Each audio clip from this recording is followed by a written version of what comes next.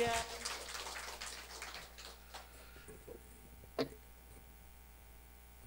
하나님 우리 아버지와 주 예수 그리스도로부터 은혜와 평강이 오늘 우리 가운데 충만하시기를 축원합니다.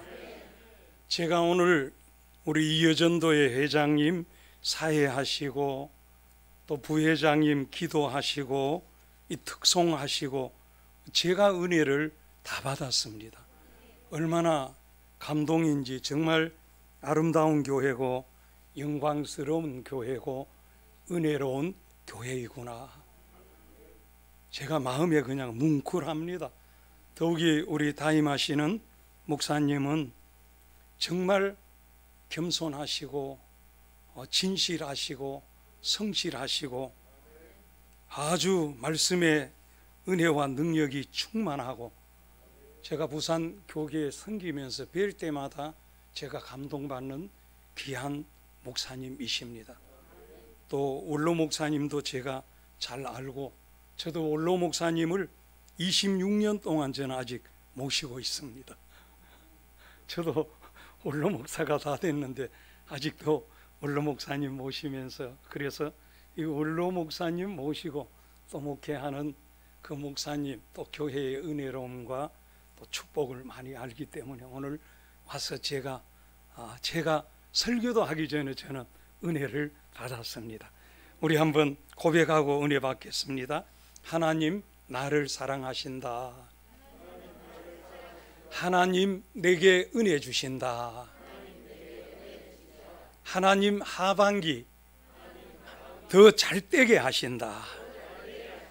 여러분 고백대로 되시기를 축원합니다. 오늘 본문의 말씀을 한번 더 읽기를 원합니다. 한번 시작. 이후로는 누구든지 나를 괴롭게 하지 말라. 내가 내 몸에 예수의 흔적을 지니고 있노라. 예, 감사합니다. 여기 흔적이라 하는 뜻은 노예들에게 주인이 누구라 하는 것을 나타내기 위해서 찍은 낙인을 말합니다. 이 본문 당시에는 노예에게 소유를 표시하기 위해서 죄인들에게와 성전에서 봉사하는 자들이나 이 군인에게도 낙인을 찍었습니다. 그러니 본문의 흔적이란 그 사람이 누구에게 소속되어 있느냐 하는 것을 표시하는 것을 말하는데, 이 바울 사도께서 내가 내 몸에 예수의 흔적을 지니고 있다 하신 것은 내게는 예수님 믿음으로 구원 얻은 흔적이 있노라. 또 예수님 믿음으로 받은 이 축복의 흔적이 있노라. 또 예수님 믿음으로 받은 축복에 따른 사명을 감당한 흔적, 충성한 흔적이 있다는 말씀입니다. 그래서 이 시간 예수님의 흔적을 가진 신앙, 이런 제목으로 은혜를 나누고자 합니다. 그럼 왜 우리가 예수님의 흔적을 가진 신앙생활을 해야 합니까? 그 예수 믿는 성도는 예수님의 흔적을 가진 존재이기 때문입니다. 요한복음 6장 47절에 진실로 진실로 너희에게 이르노니 믿는 자는 영생을 가졌나니, 그 예수 믿는 자는 성령님을 모신 영생을 가진 자입니다. 요한복음 1장 12절에 영접하는 자 곧 그 이름을 믿는 자들에게는 하나님의 자녀가 되는 권세를 주셨으니, 그 예수 믿는 자는 하나님의 자녀입니다. 또 빌립보 3장 20절에 우리의 시민권은 하늘에 있는지라. 그러니까 예수 믿는 성도들도 불신자들하고 똑같은 사람의 모습이지만 이미 그는 영생을 얻은 자요, 하나님의 자녀요, 천국 시민권을 가지고 있기 때문에 영생이 없고 하나님의 자녀가 아니고 천국 시민 아닌 사람하고는 이 완전히 구별이 됩니다. 여러분 한번 생각해 보세요. 사람이 술만 한 잔 들어가도 냄새가 나고 얼굴이나 말이나 행동에 표시가 나는데, 전능하신 하나님이신 성령님을 모시고 있고 내가 영생을 얻었고 하나님의 자녀이고 천국 시민인데 어떻게 얼굴이나 말이나 행동에 표시가 나지 않겠어요?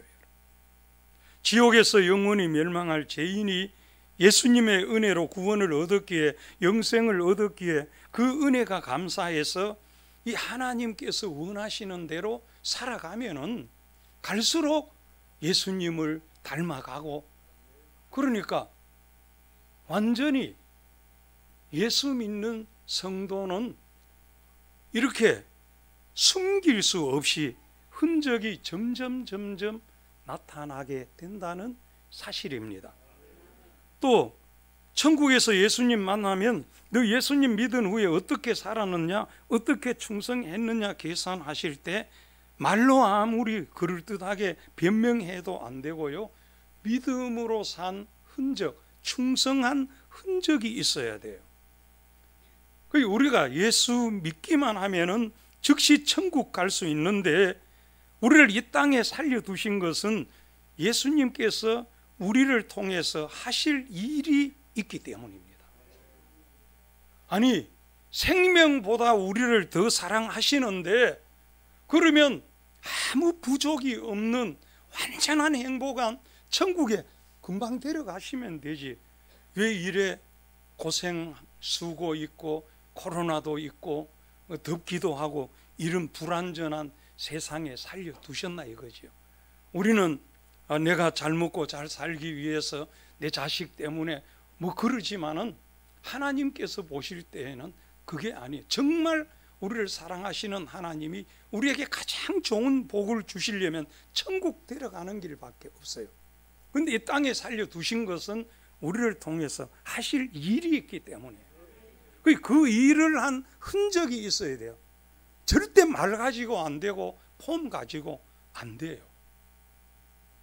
그리고 이 땅에 사는 동안에도 믿음으로 산 흔적, 충성한 흔적을 보시고 앞날에 더 큰 은혜와 복을 주시고, 흔적이 없으면 주셨던 거 도로 걷어가시기도 합니다.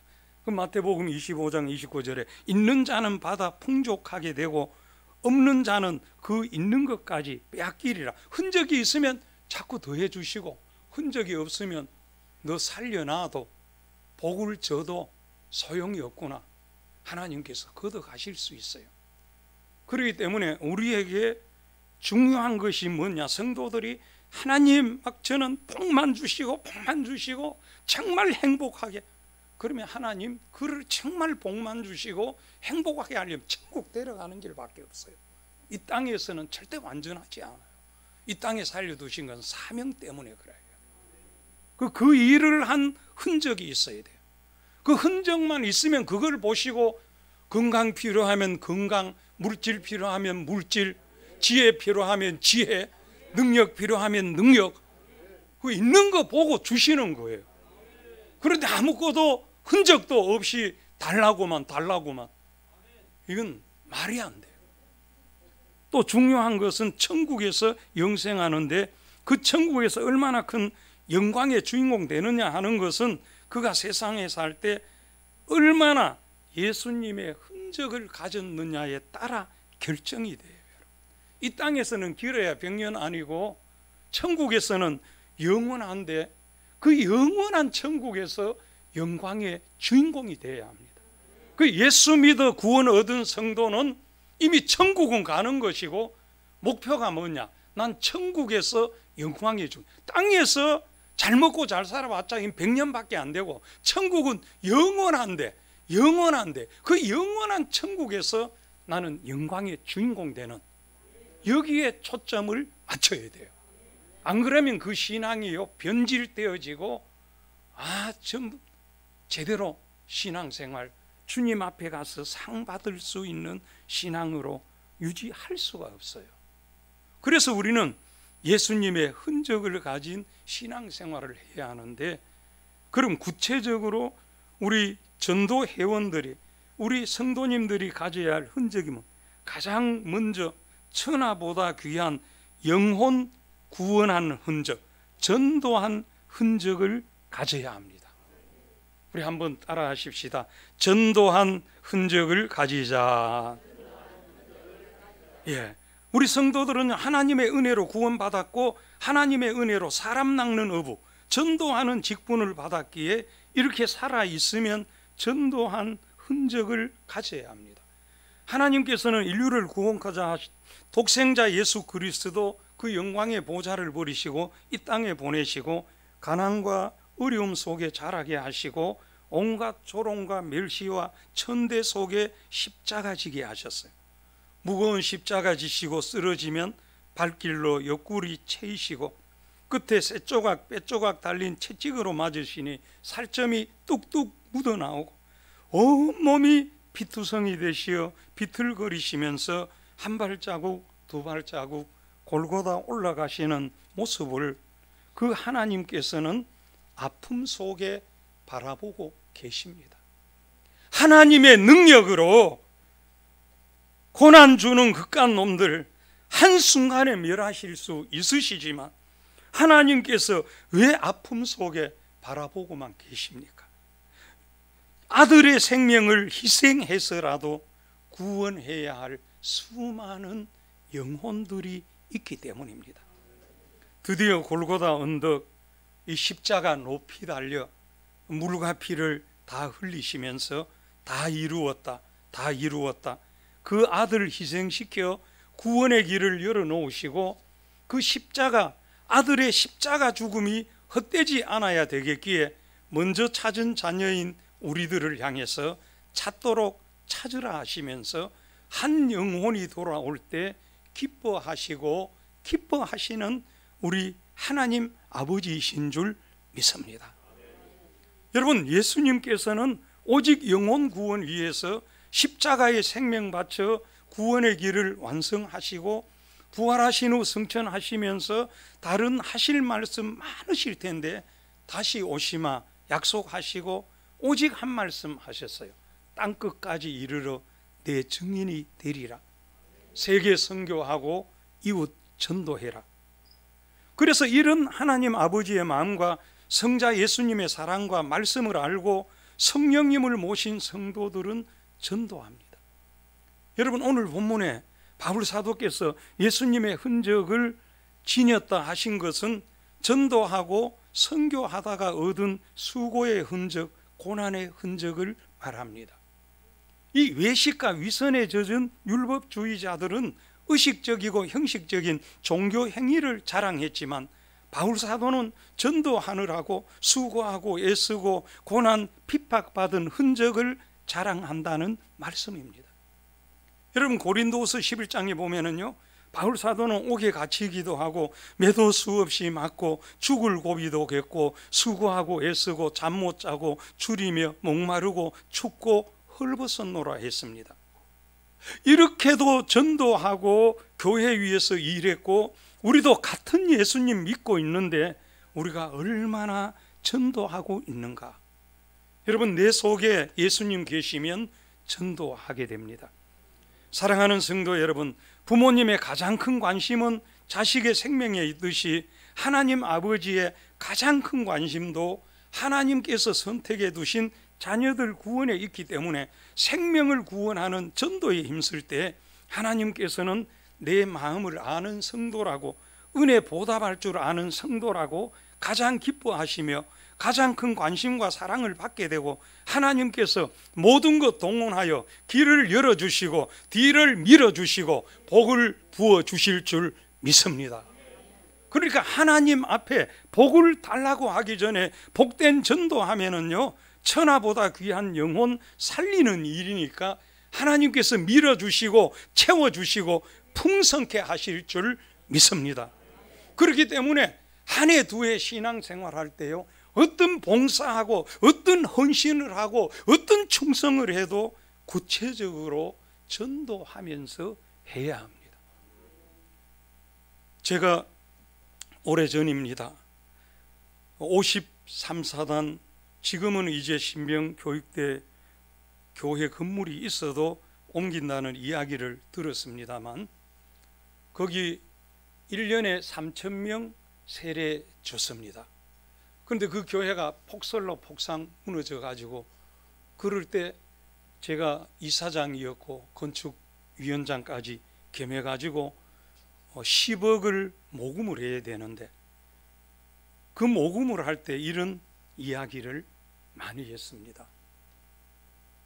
미국의 그 유명한 이름은 되지 않겠습니다. 교회 건축을 하는데 500억이 들어가니까 교인들 가운데 불평도 하고 언론에서 공격도 하고 그럴 때 그 신령한 그 목사님이 그런 이야기를 했어요.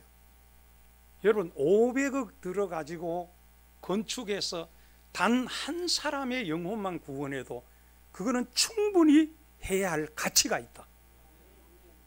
한 영혼이 천하보다 귀하다 하셨잖아요. 그러니까 한 영혼만 구원해도 500억 다 들어가도 충분히 가치가 있는데 우리가 얼마나 많은 영혼이 있느냐.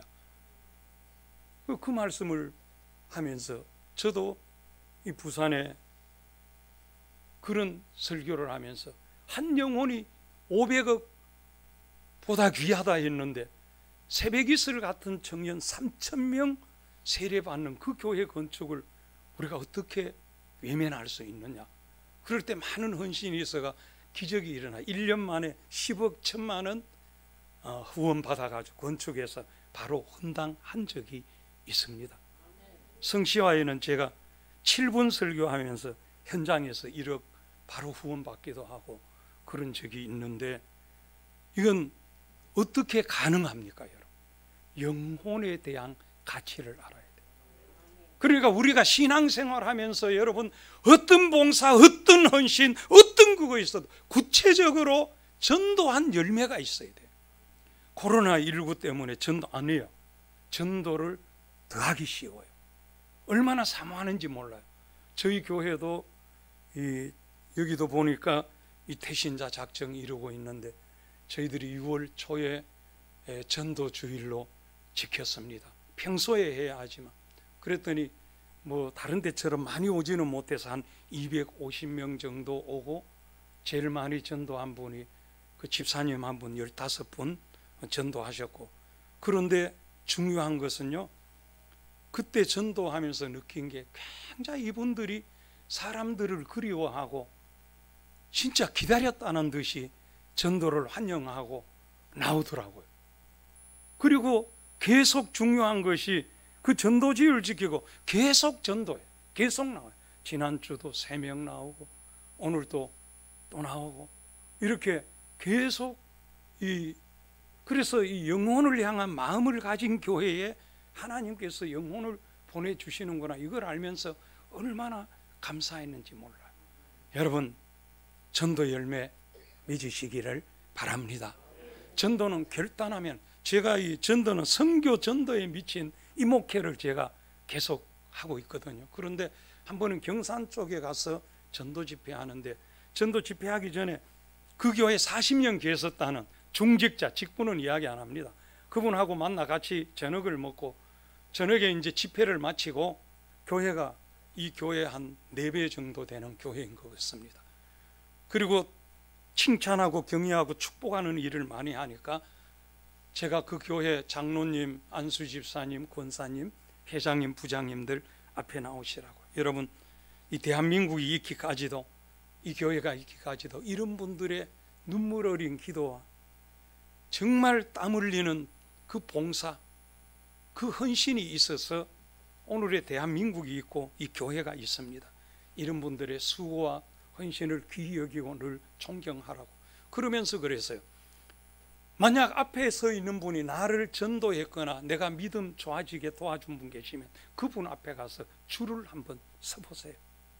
그리고 서부에 계신 분들은 내가 전도하는 있으면 내 앞으로 불러 줄을 세우세요. 많은 분들이 앞에 없어요. 그런데 어떤 분은 그 긴 교회에 한 줄로 다 못 서가 우글렁하게 줄 서기도 하더라. 그래가지고 거기서 우리가 늘 하나님의 뜻대로 산다고 평생 신앙생활을 했는데 하나님의 뜻은 무엇입니까?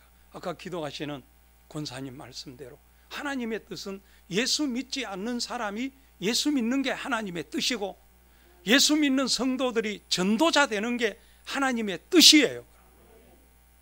하나님은 사랑이시니까 진짜 참으시지만 우리를 사람 낚는 업으로 부르셨는데, 여러분 회사를 경영하는 분이 계시면 내가 직원을 뽑았는데 이 물건을 만들라고 했는데 한 달, 두 달, 1년, 2년, 5년, 10년 가도 못 만들면 그 월급 주고 두겠습니까? 해고지요. 하나님께서 우리를 처음부터 사람 낚는 업으로 부르셨고 우리를 살려두신 궁극적인 목적도 이 영혼 구원 때문이에요. 그런데 만약에 자 앞에 아무도 없는데 이 모습 이대로 가지고 주님 앞에 서면 어떡할 거냐? 어떡할 거냐? 예수님의 십자가도 바로 영혼 구원 때문이고 내 생명, 건강, 직장, 사업, 자식 모든 것 영혼 구원에 의해서 공급해 줬는데 하나도 구원하지 못하고 주님 앞에 서면 어떡할 거냐? 지금은 기회가 있으니까 우리 결단하고 전도하자고. 그러면서 전부 엉엉 울면서 같이 기도하고 했어요. 결단하고. 그러고 났더니 제가 막 걱정이 되잖아요. 그 당시 좀 젊은 목사였는데 그 교회 보니까 제일 중직자 그 앞에는 한 명도 없었거든요. 그러니까 그분이 내가 창피를 당했다 생각하고 교회 힘들게 하면 제가 이거 어떡하겠어. 그래서 예배를 마치자 얼른 가서 혹시 마음에 불편했으면 용서하시라고, 제게 주신 하나님 마음이 있어 우리가 전도에 대한 결단은 결단하면은 무슨 수를 써서라도 전도할 수 있습니다. 그러니까 그분이 진짜 눈물을 줄 흘리면서 그래요. 목사님 너무 감사합니다. 난 전도가 그렇게 중요한 줄 몰랐습니다. 나 돈으로는 많이 충성하고 온갖 걸로 다 했는데 근데 이제 전도해야 된다는 거 알았으니 할 수 있대요. 얼마든지 할 수 있대요. 근데 깨닫게 해주신 목사님 너무 감사합니다. 여러분 신앙생활 수십 년 하시고 직분이 있는 분들요 보통 분이 아니에요. 다 은혜가 있는 분들이에요. 내가 정말 감동받았는데요. 그래요 여러분, 우리가 지금은 살아있으니 기회가 있어요. 그런데 그 기회라는 게 언제일지 몰라요. 그러니까 먼저 전도해 놓고 가는 게 최고 지혜로운 삶이에요. 그래서 우리 2022년 하반기 시작했는데 우리 결단하고 전도하면 교회 여러분 부흥 복잡하게 생각할 거 없어요. 우리 한 분만 한 분씩 모시고 오면 갑절이잖아요. 간단해요. 복잡하게 생각할 거 하나도 없어. 교회 주님 가장 기쁘시게 하고 내 가장 생명, 건강, 삶의 은혜와 축복받는 가장 원리 다른 거 없어요. 천하보다 귀한 영혼 구원하면 거기서 다 해결될 줄 믿습니다. 그 다음 두 번째는 무릎으로 기도한 흔적을 가져야 돼요. 바울 사도 대단한 실력, 가문, 능력을 가진 사람인데도 기도 많이 하지요. 특히 바울 사도의 기도는 감사의 기도입니다. 감옥에 갇혔어도 감사하고 찬송하고 기도할 때 묶인 쇠사슬이 풀어지고 닫혀있던 옥문이 열리고 기쁨이 충만하고 간수까지 믿게 되어집니다. 그래서 여러분 기도는 너무 잘 아니까 더 이상 제가 말씀 생략하는데요, 우리가 한 해 두 해 살아가면서 어느 해는 정말 기도 많이 했다 이 고백이 있을 때가 있어요. 교회 기도하기 너무 좋은 해요. 야외에서 기도할 수도 있고, 저는 이 지역으로 오늘 처음 와봤는데 교회가 너무 은혜롭고 위치도 좋고 얼마나 좋아요. 직장 가면서 학교 오면서 들어가며 나가면서 얼마든지 기도할 수 있고요. 기도할 때 여러분 가장 중요한 것이 감사하는 기도. 따라하십시다. 감사하는 기도. 감사. 두 번째가 헌신하는 기도예요. 헌신의 기도. 하나님, 제가 하나님을 위해서 뭘 좀 뭐 달라고 이거 하지 마세요. 가장 중요한 게 감사하고, 하나님, 제가 하나님이 주신 이 생명을 가지고 건강을 가지고 이제 7월도 어느새 지나가고 하반기에 제가 뭘 좀 더 헌신할까요? 뭘 좀 더 헌신할까요? 이것을 찾으세요. 그러면 하나님이 생각나게 하고 내가 그걸 할 수 있도록 하나님께서 건강도 주시고 시간도 주시고 물질도 주시고 공급해 주실 줄 믿습니다. 저희 딸이 둘인데 둘 다 결혼하고 큰 딸은 선교사로 가 있고 둘째 딸은 아주 잘 살고 있는데 그투로 딸이 보면 어릴 때 건축헌금하고 이럴 때 언니는 조금 하는데 동생은 많이 해요. 왜? 자기는 작정해놓고 하면 아빠가 줄 걸 알아. 그래가지고 제가 참 걔 때문에 그냥 헌금을 저도 최선을 다해 했는데 더 많이 했어요. 그래서 아내가 네 어떻게 하려고 이렇게 자꾸 뭐 아빠가 주겠지 뭐. 똑같아요. 여러분, 그래서 저는 제가 이 목회를 하면서도 그렇고 주변에 이 대단한 그 믿음의 사람들도 많이 교제하고 알고 있는데 가장 큰 특징이 헌신입니다. 헌신. 아까 전도, 헌신. 기도를 해도 헌신의 기도를 하면 하나님께서 그걸 그냥 두시겠어요? 그렇기 때문에 하나님 위해서 뭘 좀 더 헌신할까요? 그걸 기도하고 세 번째, 간구하는 기도를 하십시오. 그러면 하나님께서 얼마나 빨리 응답해 주실 줄 믿습니다. 세 번째, 사랑으로 격려하며 섬긴 흔적을 가져야 합니다. 우리 교회 담임 목사님, 다른 성도들, 주일 학생들, 청년들 사랑으로 격려하며 섬기는 흔적이 있어야 합니다. 여러분, 이 지상에 수많은 교회가 있어도 내 교회는 한 교회여야 합니다. 내 자식이 잘났든 못났든 내게는 제일이듯이 내게는 내 교회가 제일이어야 합니다. 때로는 다른 교회가 우리 교회보다 달라 보이는 것 같아도 내게는 내 교회가 제일이어야 합니다. 여러분, 우리가 내 남편, 내 아내를 다른 사람과 비교할 수 없습니다. 남편들이 내 아내를 TV 연속곡에 나오는 촉새같이 생긴 탤런트하고 비교해보고 아유, 당신은 어째 그리 못생겼노? 그럼 마 죽습니다. 하여튼 우리가 교회를 다른 교회하고 절대로 비교하면 안 됩니다. 주님이 내게 허락하신 내 교회는 제일입니다. 여러분, 교회 부족하고 연약한 것은 내가 바로 그 연약한 부분을 놓고 기도하며 섬기면 주님 기뻐하시고 원하시는 교회로 세워지게 될 줄 믿습니다. 특히 목사님도 한 분 목사님이십니다. 내 목사님은 한 분입니다. 뭐 천년 때 다녔던 교회 목사님, 전에 다녔던 교회 목사님, 부흥의 강사 목사님 다 잊어버려야 합니다. 그 신앙생활은 나와 주님 한 분 사랑의 관계이듯이 교회도 나와 한 교회, 목사님도 나와 한 분 목사님이어야지 다른 대상이 개입되면 은혜를 덜 받게 됩니다. 특히 목사님을 잘 이해하고 목회에 힘이 되고자 하는 신앙이 되어야 합니다. 여러분, 목사의 기쁨과 행복과 소원은 교회 잘 되는 거하고 우리 성도님들이 복음의 자유와 감사와 기쁨을 가지고 행복한 신앙생활하고 일꾼되고 성공하는 것입니다. 그런데 때로 목사를 이해하지 못하기도 합니다. 어느 목사의 독백이라는 이런 글이 있습니다. 신방을 열심히 하면 쓸데없이 이 집 저 집 기웃거린다고 하고, 신방 안 하면 신방 안 하고 뭐하노 한다. 설교 예화를 사용하면 비성경적이라 하고, 예화 없이 설교하면 독서량이 없고 딱딱하다 한다. 가난한 사람을 구제하면 인기전술 쓴다고 하고, 부유한 가정에 신방하는 것 보고는 귀족 목사라고 한다. 사랑을 강조하면 타협적이라 하고, 정의를 강조하면 독선적인 목사라고 한다.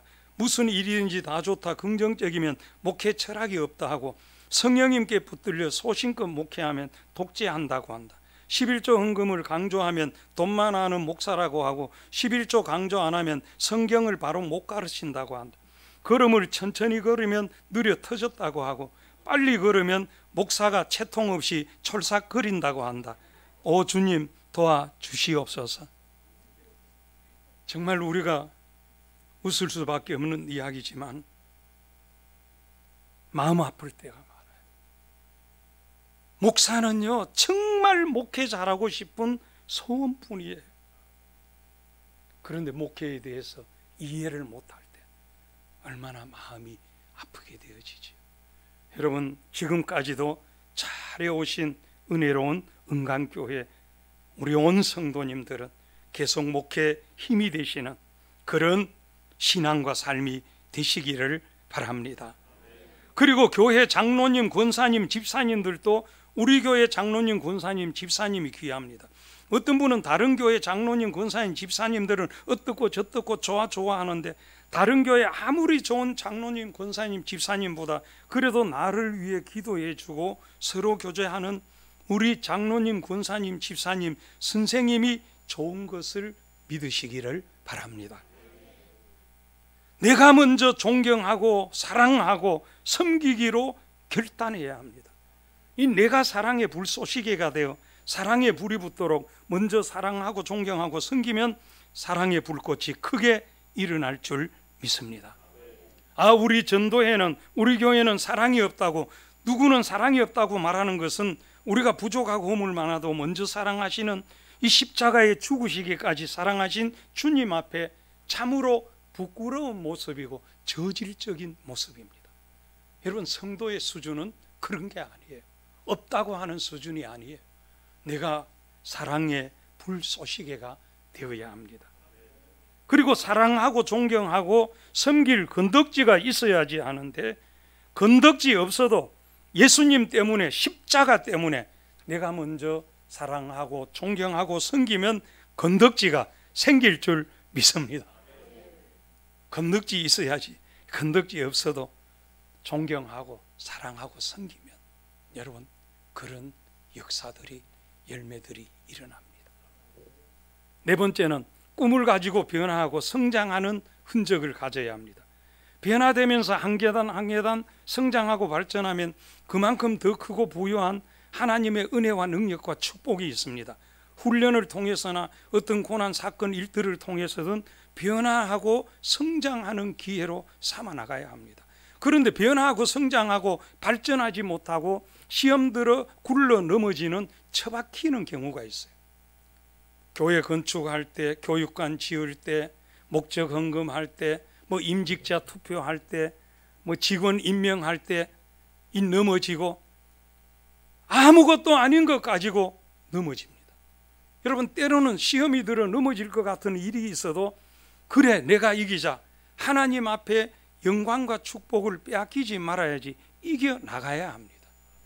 여러분, 바울 사도를 보세요. 복음 전하고 교회 일하다가 감옥에 갇혀 있는데 시기하고 중상하고 몰약합니다. 그때 바울 사도는 자신이 욕을 먹든 말든 복음 전파와 교회 유익만 되면 나는 아무래도 좋다 합니다. 하나님의 영광, 하나님의 교회 생각하면서 넘어지지 말아야 합니다. 그 다음 굴러 넘어지지는 않아도 삐지는 경우가 있어요. 여러분이 삐지는 거 별의별 거 가지고 다 삐집니다.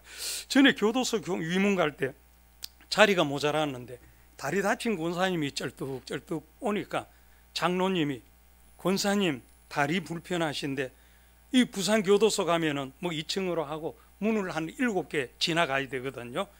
그러고 하니까 다음에 나 가지고 가면 어떻겠습니까? 그러니까 권사님, 아이고 장로님 잘 됐네요, 다음에 가지요. 그러더니요 2년을 삐지더라고요. 2년을 삐져요.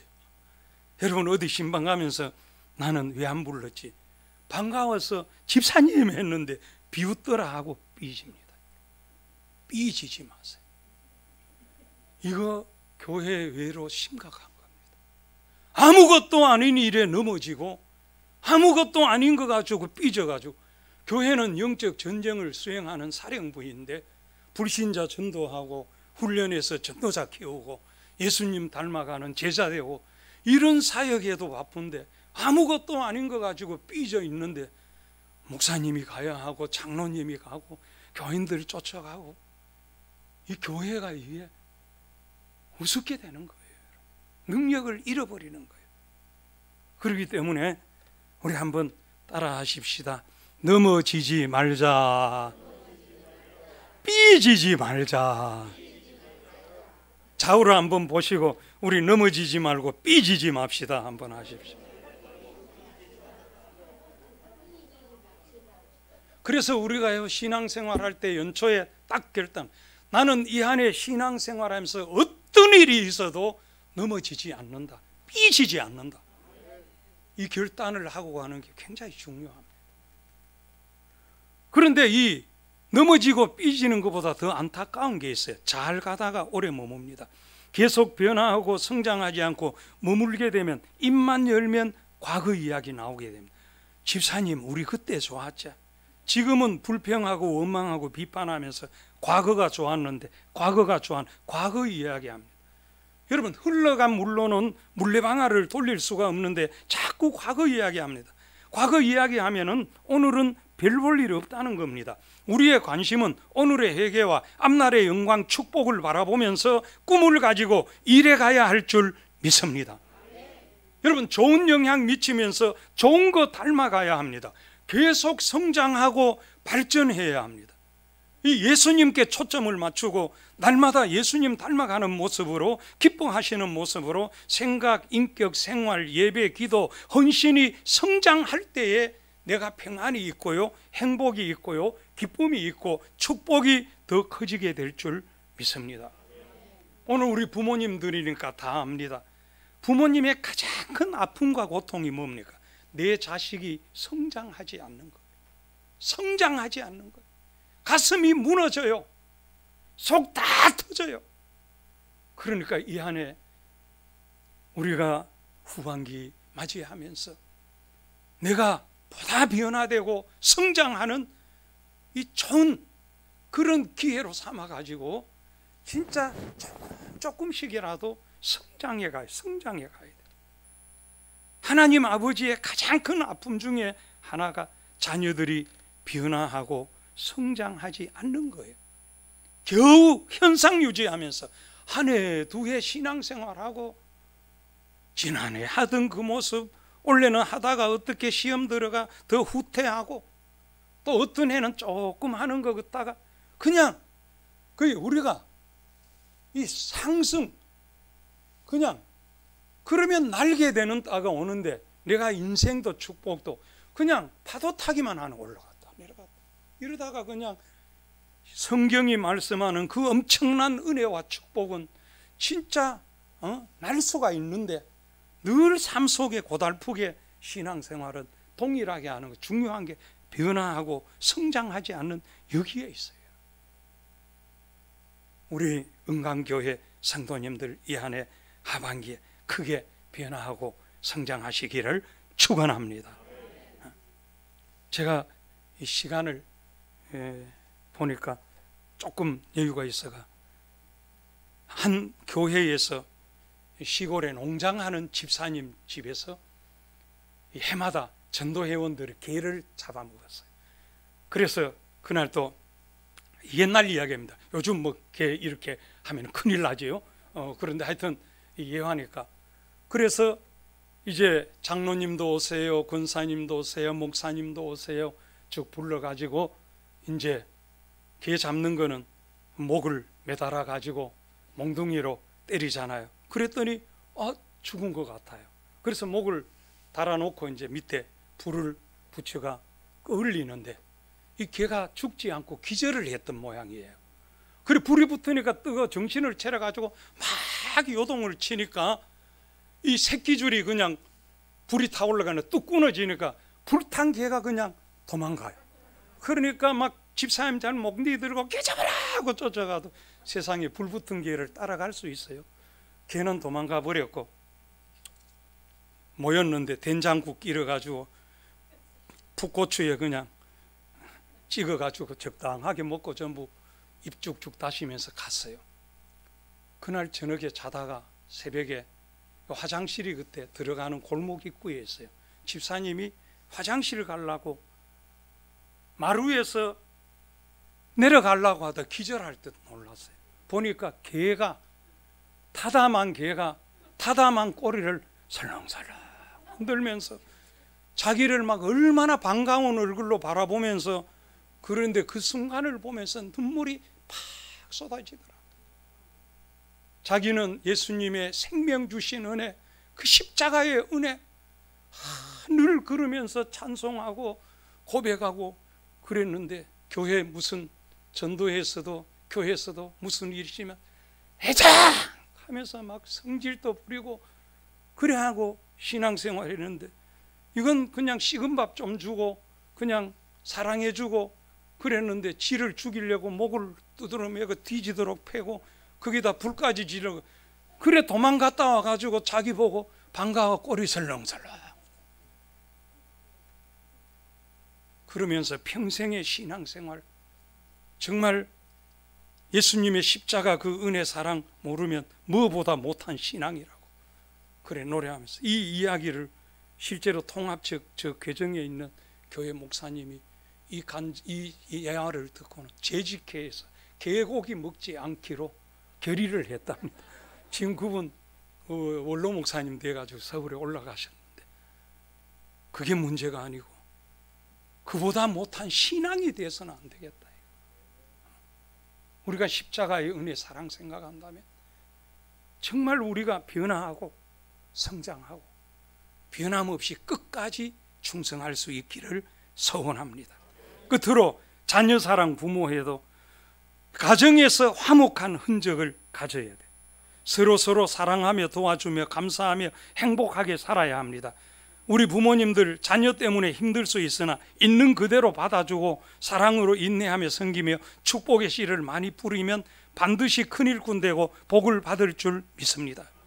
우리 자녀들은요 부모님께 좀 더 효도하되 사랑으로 공경하며 효도하세요. 부모님은 오직 하나 자식 잘 되기를 그렇게 원합니다. 부모님은 못 입으며 자식은 입히고 부모님은 못 드시면서 자식은 먹이시고 부모님은 못 배우시고도 자식은 공부시키셨습니다. 늦기 전에 후회하기 전에 효도해야 합니다. 하나님께 예배 바로 드린 성도는 효도합니다. 여러분 신앙생활 바로 하는 성도들은 효도합니다. 더욱이 직분자들은 무엇보다 효도의 본이 되어야 합니다. 그리고 부부 사이에도 서로 사랑하며 도와주고 섬기며 행복하게 살아야 합니다. 그런데 부부 사이 사랑해서 결혼하고 검은 머리 팥불이 될 때까지 싸우고 갈등하고 상처 주고 불 꺼진 창처럼 삭막하게 살기도 합니다. 세상의 아내들은요 남편에 대해서 이렇게 말하기도 한답니다. 집에 두고 오면 근심 덩어리고 데리고 가면 짐 덩어리고 쳐다보면 왼수 덩어리라고. 여러분 우리 예수 믿는 성도들은요 집에 두고 오면 그리움 덩어리고 데리고 가면 사랑 덩어리고 쳐다보면 행복 덩어리 되시기 바랍니다. 부부 사이에 좀 거시기 할 때 있어도 우리가 여성도들이 남편에게 잘해 주셔야 합니다. 까지 그렇거든. 통 좁은 바지 입은 남자보다 폭 넓은 치마 입은 내가 참자 이렇게 하고 하여튼 남편들 잘 위해주고 격려하고. 요즘 이 시대가 그렇지만 여성들이 너무 세가지고요 남자들이 상처받은 사람들이 많아요. 여러분 교회는 그렇지 않구나. 이게 아주 중요합니다. 이 전도에 있어서 남자 성도들 많이 교회 안에 머물 수 있게 하는 아주 중요한 부분이니까 우리 또 예수 믿는 은혜 받은 남편들이 아내를 얼마나 사랑하잖아요. 세상에 그런 행복 속에 있으면 좀 더 남편을 잘 위해주고 사랑하고 인내할 수 있기를 바랍니다. 제가 예수님의 흔적을 가진 5가지 했어요. 첫째 따라 하십시다. 전도한 흔적을 가지자. 기도한 흔적을 가지자. 사랑으로 섬긴 흔적을 가지자. 변화하고 성장한 흔적을 가지자. 가정이 화목한 흔적을 가지자. 이 5가지입니다. 우리가 꼭 이 5가지 기억하시고 이 시간 한번 기도하겠습니다. 우리가 아무리 은혜로운 말씀이나 우리가 성경을 읽거나 어떤 경우에라도 가장 중요한 게 뭔 줄 아세요? 결단입니다. 결단. 우리에게 오늘 말씀 듣고 그런 흔적을 가져야지 그렇게 생각하지 마세요. 이 5가지 흔적을 가지기로 결단하는 그런 마음을 가지세요. 전 이 결단이 얼마나 중요한지, 제가 결혼하려고 할 때 저희 아버지는 바람 많이 피우고 술 좋아하고 우리 어머니를 너무 고통스럽게 힘들게 했는데 나중에 예수 믿고 너무너무 잘하셨어요. 그래서 그 아버지가 그래요. 결혼하려고 하니까 너 여기 앉아봐라. 절대로 네 아내에게 마음 상하게 하지 말고 욕하지 말고 때리지 말고 못 살겠다, 이혼하자, 헤어지자 이런 소리 하지 마라. 그래서 아버지, 제가 전도사인데요, 그에게는 야 임마 살아봐라, 부부란 게 만만찮아. 그래서 제가 하나님 앞에 아버지 약속합니다. 제가 그 약속을 40년 동안, 그때 결단이 제 인생의 결혼의 가장 큰 축복 중에 하나였구나 생각했어요. 그 약속을 40년 지키면서 제가 감사하며 살고 있는데요, 오늘 이 시간도 여러분 그냥 한번 헌신 예배로 듣고 말지만 이 5가지 흔적을 내가 꼭 하반기부터 실천하면서 우리 남기면서 살자, 그런 마음을 가지세요. 여러분 이 5가지 흔적 가지기를 원하십니까? 결단하십시다. 꼭 우리 한 1, 2분 우리 조용히 한번 결단하는 기도를 한번 하겠습니다.